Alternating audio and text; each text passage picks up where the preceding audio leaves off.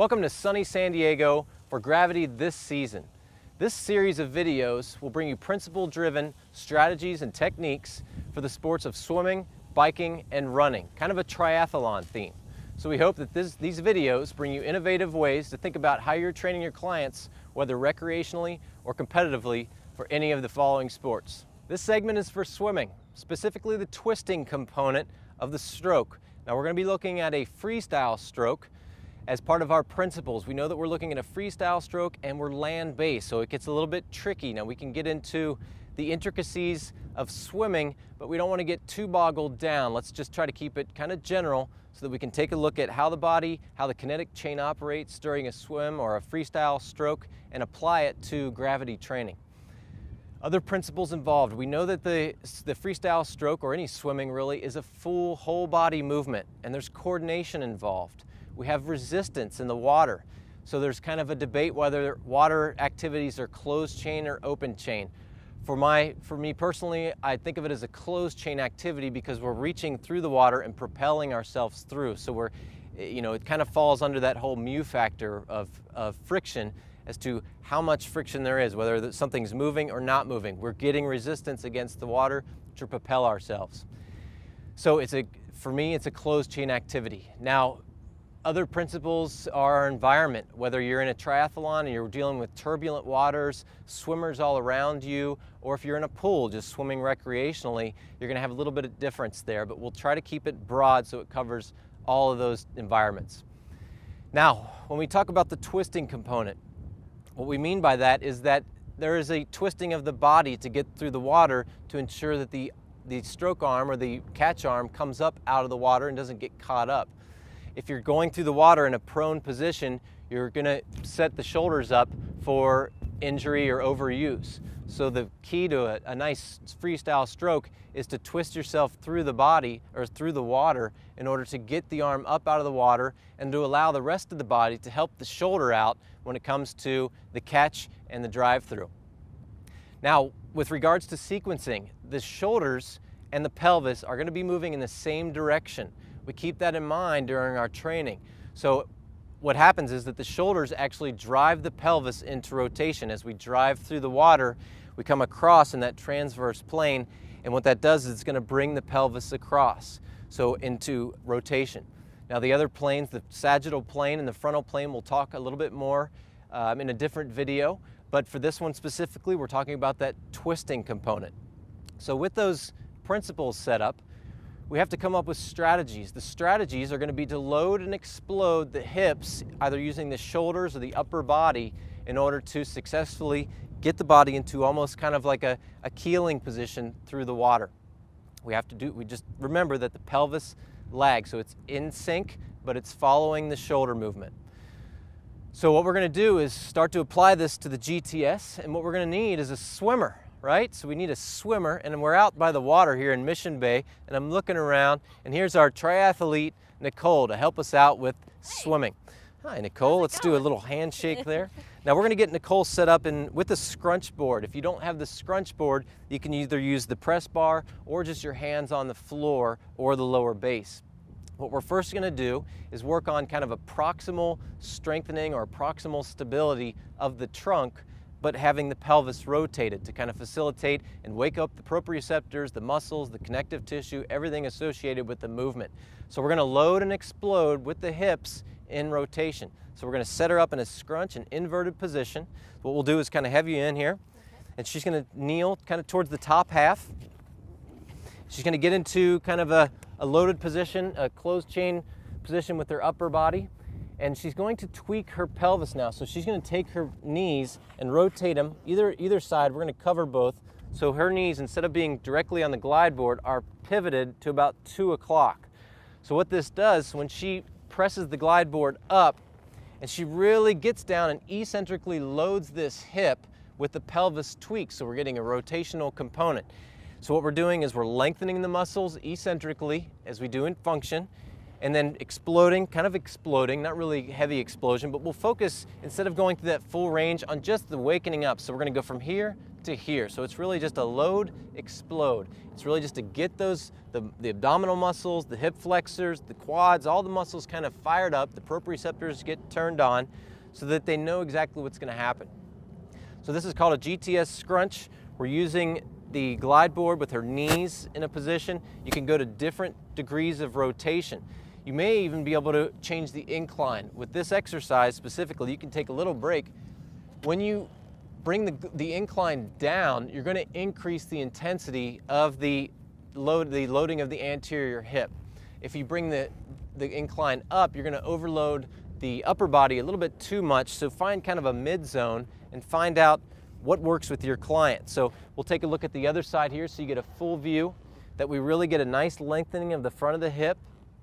And we're just, again, load, explode, load, explode. And she's got her hips kind of rotated. Now, when we look at these exercises, you know that when we're in the water that the pelvis is going to rotate more. This is just kind of to turn the proprioceptors on. So that's kind of our first exercise. It's just using the GTS scrunch. You can go ahead and stand up. Okay. We've also, like I mentioned, you can use your hands on the floor, the press bar, any of those. And before we get any further, I know that there are thousands of techniques of how to swim. Again, we're just going to talk globally with the trunk or one specific joint or one specific strategy. So if you know swimming or you're a swimming coach, use everything you got. Just kind of think this way. Think load and explode, and think that it's kind of a reaction between the glide board and the scrunch board, that you're creating kind of a fulcrum through the pelvis. Our second exercise is torso rotation. So again, we're going to work on that rotation of the shoulders that are going to drive the pelvis. So let me pull the scrunch board off here, and I'll just get this out of the way. And we're going to put the pulleys up into a nice high position, and I'm going to keep them wide so that we can get a nice specific line of pull, maybe even a couple different lines of pull. And what we're going to do is actually go through rotation, and then I'm going to show you how to tweak it, maybe with like a surfer lat pull. So I think everybody knows how to do torso rotation. I'm just going to focus a little bit more on what the hips are going to do. So let's go ahead and have you in a high kneeling position. Now the reason we use high kneeling here is because it's going to allow the pelvis to rotate more. When you get down into it, basically this exercise for swimming, as you bring the client down into a seated position, you change the fulcrum and you increase the torque between the pelvis and the trunk, because the pelvis can't move. So now we have the pelvis in a position to where it can move, and that's what our focus is. So this is a good example of why you change an exercise specifically for a technique or a strategy. So we're in a nice position here. She's got her shoulders kind of drawn back, and she's going to go through rotation, but really emphasize coming through with the hips. So almost like you want your hips facing whatever part of San Diego that is over there, right? Good. So she's bringing it through the shoulders. As the shoulders move, you can see that they're driving the pelvis in that transverse plane for rotation. So this still follows the same strategy as we did in the scrunch board of kind of strengthening and turning on the proprioceptors proximally. We're focusing on this particular component of the body, and then as we move on into other videos, we'll get up into the upper bodies and into the shoulders. So you can see that we have a nice line of pull here. Obviously, if she extends her arms out, that's going to increase the load. So you increase the lever, you increase the resistance. So real simple torso rotation. Now, to get more specific to swimming, we're going to put her into a surfer lat pull position. And I'm going to bring the pulleys back into just a general number 2 position. Now what we've got here is, we're going to talk a little bit about the seated position, the low kneeling, and the high kneeling as well. We'll start in a high kneeling. And again, we're kind of moving backwards here, because we know in our gravity personal training course, we teach that a progression from less stable or more stability to less stability. So we're going to move her into the least stability position, into high kneeling, again, to allow the pelvis to rotate. Now, Nicole, what you're going to do is you're going to go through kind of a surfer lat pull, but with one arm, I want you to drive back and rotate. And again, we're going to try to rotate the pelvis with the arm. So let's come through with the right arm. Yep, just come back with one arm.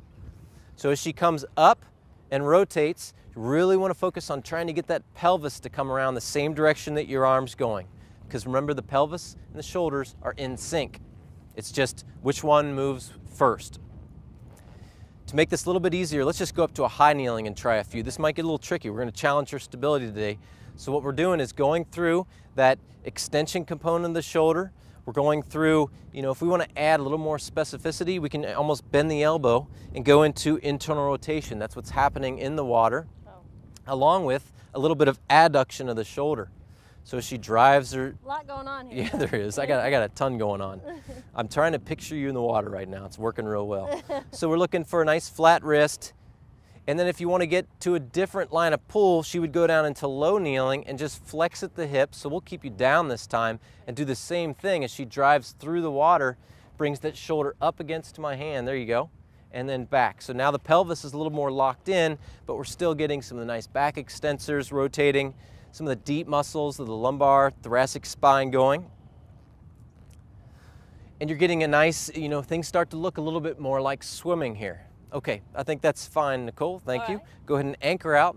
And what we're going to go into now is kind of a lying prone position. And you guys know this exercise is called the swimmer. It's in your manuals. This is where it's going to start looking more and more like swimming. Now, with the lying prone position, the first thing we're going to do before we add the cable is just to go into some head drivers. And let's review drivers real quick. Everything that we do in function typically is driven by something, whether it's your hand, like we're talking about the arm driving the shoulder, which drives the pelvis. So our driver is going to be our head for this sequence. Nicole has no idea what I'm going to do right now, so this is great. So she's going to lie prone, and I'm going to actually raise the incline a little bit if you don't mind. That way our viewers can get a little better glimpse at what's happening. Now she can just put her feet on that lower base so she doesn't slide down on the sidewalk. And what we're going to do is just use the head as a driver. Now quickly, what happens in swimming, and we'll talk about this, is this is what happens to me when I swim. My head comes up because I want to breathe. As soon as you bring your head up, your pelvis drops down, you look like a seahorse going through the water. So the object is to keep your body up on top of the water. And just that cue, when someone told me to keep my darn head down, then all of a sudden my pelvis went up. Now, it would have been probably better if I would have tied a hot air balloon to my pelvis to keep it up higher, but that's not really realistic. So we're going to use head drivers, and this is going to be against what I'm saying, but we're doing this to kind of open up the chest and drive the head in 3 planes so you understand what drivers are, and for this specific movement, it's going to be the head. So we're going to drive the head and cervical spine into extension and flexion. So we're just going to come up, and let's go a little bit more in thoracic. There you go. Come up and then back down. And what we're doing is just, again, waking up the proprioceptors, and it's more about this loading here and then the exploding. It's not really exploding, but we're just going to use the head to drive through the sagittal plane. And then we're going to do kind of a goofy walrus one in the frontal plane where you're going to kind of come up and diagonal. So you bring your heads to this side.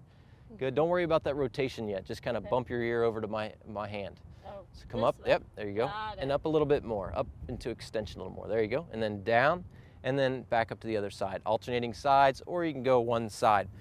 And then, of course, the most important is going to be that transverse plane where she's going to rotate the cervical spine, which hopefully will bring the shoulder up a little bit as well. And this is important for breathing.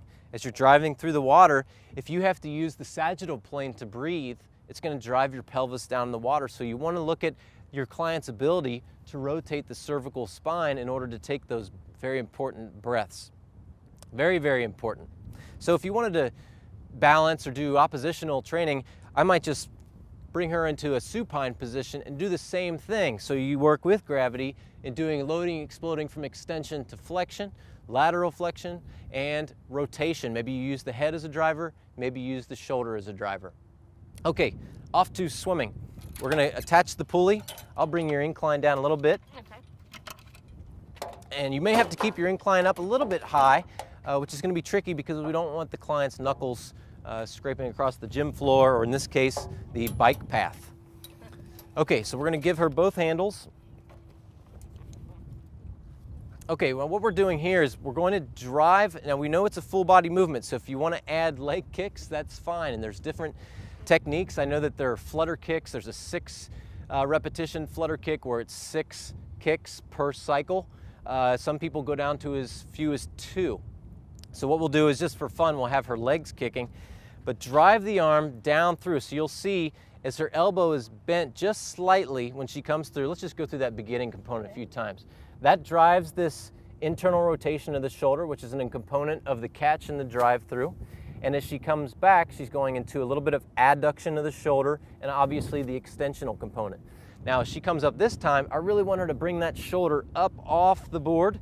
And again, we're getting this, it's not, we don't want her to drive the pelvis off the GTS, but to see a little bit of an excursion through the hip. So maybe the hip just comes up slightly. Kind of tough, especially if we had the kick. So as she goes through a few repetitions, maybe switches sides here and there, you'll start to see it starts to look a little bit more like swimming. And what she's doing really nicely is adding that cervical rotation. So the more you can get the neck to rotate, the easier it's going to be for them to breathe and to use the transverse plane versus using the sagittal plane during the swim. All right, Nicole, very nice. So those are just a few tips for swimming and for the twisting component. If you wanted to do other exercises, I mean, if you look at the upper body and how much is used for swimming, we're looking at the chest, we're looking at the back, we're looking at the lats, we're looking at the hips, we're looking at the whole body. Another thing to do is maybe drop the lap bars down and just have a client hold on to a lap bar and just go through that movement pattern. If they can get that movement pattern where they're coming through internal rotation, shoulder adduction and extension simultaneously, and then maybe driving the hip back up. So you're driving the hip with the shoulders in sync, but the pelvis just lags slightly behind. So we hope those techniques that are principally and strategically driven bring you new and innovative ways to think about how you're training your clients for the sport of swimming.